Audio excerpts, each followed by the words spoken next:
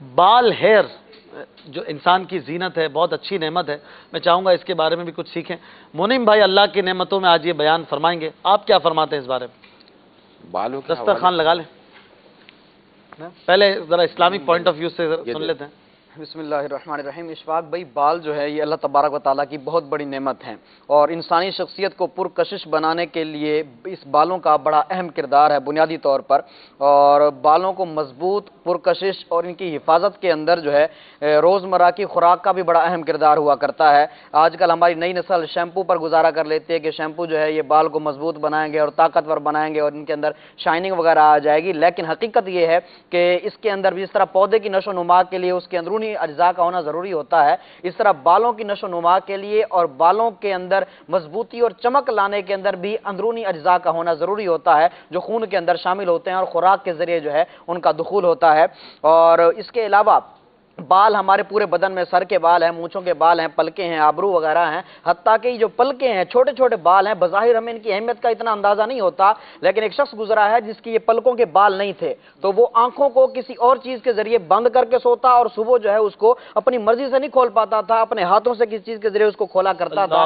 उससे किसी ने पूछा कि तुम्हारी जिंदगी की सबसे बड़ी ख्वाहिश क्या है जिसके लिए तुम अपनी सारी की सारी दौलत लुटा दो? तो उसने कहा मेरी सबसे बड़ी ख्वाहिश यह है कि मैं अपनी मर्जी से अपनी आंखें खोल सकूं और अपनी मर्जी से अपनी आंखें बंद कर सकूं। इसके लिए भले मुझे अपनी सारी दौलत भी लगानी पड़ जाए तो मैं लगा दूं।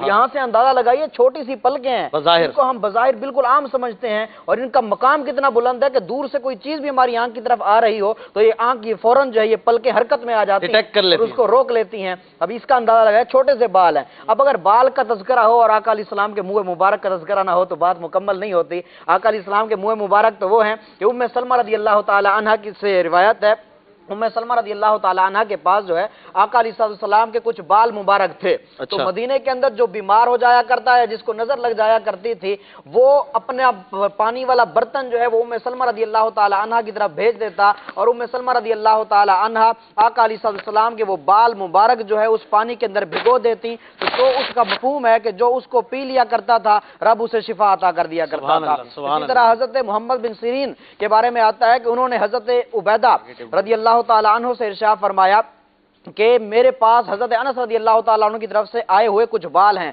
या उन्होंने भेजे हैं या उनके घर वालों ने कुछ बाल भेजे हैं। तो उसके जवाब में उन ताबी बुजुर्ग थे, उन्होंने कहा कि अगर मेरे पास आका अलैहिस्सलाम का एक बाल भी होता तो ये मेरे लिए दुनिया और माफी हा से बेहतर होता। तो जिसके बाल हैं इसकी कदर की जाए। रिवायात के अंदर आता है एक सहाबी ने जुल्फे रखी हुई थी, वो आए तो आका अलैहिस्सलाम ने इरशाद फरमाया तुमने जुल्फे रखी हैं जिसका मफहूम है तो इसका इकराम किया करो, यानी इसको तेल वगैरह भी लगाया करो। और सैयदा आयशा सिद्दीका तैयबा ताहिरा जाहिदा आलिमा फाजिला अफीफा रज़ियल्लाहु ताला अन्हा फरमाती हैं कि मैं आका अलैहिस्सलाम के बालों मुबारक को कंघा दिया करती थी और बीच में से मांग निकाला करती थी, और मैं आका अलैहिस्सलाम के बालों को तेल भी लगाया करती और आका अलैहिस्सलाम के बालों को जो है वो खुशबू भी लगाया करती थी।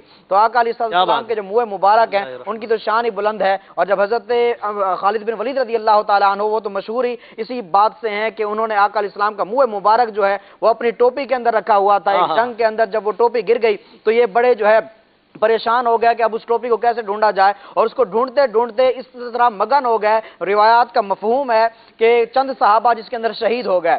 तो अब बाद में सहाबा ने पूछ लिया कि उस टोपी के अंदर ऐसा क्या था कि जिसकी वजह से आप जो है वो इतना परेशान हो गए थे। तो हजरत खालिद बिन वलीद रज़ियल्लाहु ताला अन्हु ने इरशाद फरमाया मुझे टोपी की फिक्र नहीं थी, जिसका मफहूम है मुझे उस टोपी के अंदर आका अलैहिस्सलाम का एक मुंह मुबारक था, मुझे उसकी फिक्र थी। तो अब यहाँ से अंदाजा लगाइए कि उसकी बरकत से अल्लाह तबारक व तआला ने खालिद बिन वलीद रज़ियल्लाहु ताला अन्हु को कितना बड़ा मकाम अता फरमाया। आप सहरी भी करेंगे? हैं नहीं, इंशाल्लाह करेंगे। आप आ जाएं जल्दी जल्दी। माशाल्लाह मुंह मुबारक पर भी मदनी फूल मिले और बाल पर भी।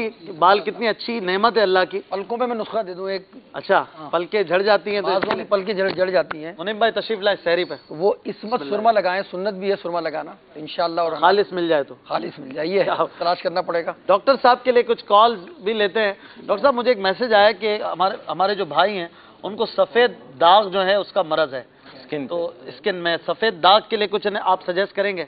डॉक्टर साहब की तरफ जरा कैमरा रखे, हमें थोड़ा खाने दे। जी हज़रत, सफेद दाग जो होते हैं ना, इस हवाले से तो कुछ बीमारियां होती हैं, जैसे एल्बिनिज्म की कुछ एक बीमारी होती है। अगर ये इनको बचपन से ही हैं तो इसका तो इनको चेकअप वगैरह कराना पड़ेगा एक। और फिर दूसरा कि कभी एक्जिमा हो जाता है, स्किन ख़राब हो जाती है, तो उसकी वजह से भी ये धब्बे आ जाते हैं। कुछ विटामिन्स होते हैं, विटामिन बी विटामिन्स होते हैं, विटामिन सी वगैरह की डेफिशिएंसी वगैरह हो जाती है, उसकी वजह से भी स्किन के ऊपर धब्बे वगैरह आ जाते हैं। अच्छा। अभी जैसे आपने बालों का तस्करा किया है, बड़ा सेंसिटिव टॉपिक है उनके लिए जिनका बाल ज़्यादा गिरते हैं। बाल गिरने की सबसे मेन वजह ये होती है जिस्म के अंदर आयरन की कमी। अच्छा। अगर वो लोग जिनके बाल रेगुलरली गिरते हैं या अक्सर गिरते हैं, इस्लामी बहनों के अक्सर ये एपिसोड आते हैं कि बाल गिर रहे होते हैं, तो अगर अपने आयरन की जो मिकदार है ये बैलेंस। आयरन क्या होता है उर्दू में कुछ बता सकते हैं? अगर मैं उर्दू में बताऊंगा तो और तशवीश हो जाएगी। लोहा। लोहा। अच्छा, तो लोहा भी होता है बॉडी में? अब ये सवाल इस तरह पूछते हैं कि क्या लोहा, तो फिर लोहा में बताऊंगा बॉडी में, तो फिर पूछेंगे जिस्म में लोहा है कहाँ? तो बोलेंगे थोड़ा थोड़ा कभी निकाल के। अभी इसी तरह का एक सवाल हुआ। बाल का आपने जिक्र किया, तो बाल हकीम लोग जो है ना वो इंसानी बाल को भी दवाइयों में डालते हैं। इसको हिकमत की जबान में मुँह मुकरस कहते हैं। इसमें तो वैसे बाल को कहते हैं, में बाल के अंदर वो। अच्छा, इंसानी बाल को दवाई में डालना हराम है? जी, नाजायज है ये। तो जिनके बाल गिरते हैं उनको अपने आयरन, यानी नॉर्मली रूटीन के आयरन, जैसे खजूर है उसके अंदर रिच सोर्स है आयरन की, कुछ सब्जियां हैं, फ्रूट्स हैं, इनमें आयरन की चीज़ों को आप तवज्जो देकर रखेंगे। दूसरा विटामिन सी, तो इनके बाल गिरने का जो एपिसोड है वो कम हो जाता है। और विटामिन सी किन फ्रूट वगैरह में होता है जो लिया जा सके? विटामिन सी जैसे ये ऑरेंज है, ये मौसम्बी है, किन्नू है, और इस सीज़न के गर्मियों के अक्सर जितने फ्रूट हैं, इवन सर्दियों के अंदर उसमें भी विटामिन सी सफिशिएंट अमाउंट में मौजूद होता है।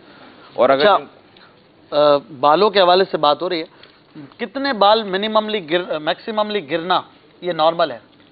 जैसे अब जैसे कुछ सीज़न होते हैं, जैसे गर्मी है, गर्मी से सर्दी हो रही है, और कुछ पानी का इस्तेमाल भी होता है। कुछ जगहों पे पानी ऐसा आता है जैसे खारा पानी आ रहा होता है। अच्छा। उस खारे पानी के अंदर बाल का सफ़ेद होना भी मुमकिन, खारे पानी में बालों का ज़्यादा गिरना भी मुमकिन। सही। फिर तीसरा शैम्पू का इस्तेमाल अक्सर को नहीं आता।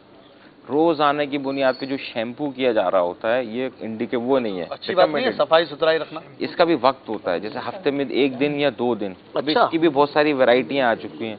कंडीशनर भी आ गया है, शैम्पू भी आ गया। अब कौन सी क्वालिटी का अच्छा शैम्पू है, कौन सी ब्रांड का है, कौन सी अच्छी ब्रांड करनी है, वो आपने इस्तेमाल कर लिया, वो आपके बालों के लिए खतरनाक होगा। बाल आप इस्तेमाल कर सकते हैं? साबुन भी नहीं इस्तेमाल कर सकते। साबुन का अपना अलग रोल है। जो साबुन इस्तेमाल करते हैं उनका एपिसोड ऐसा है।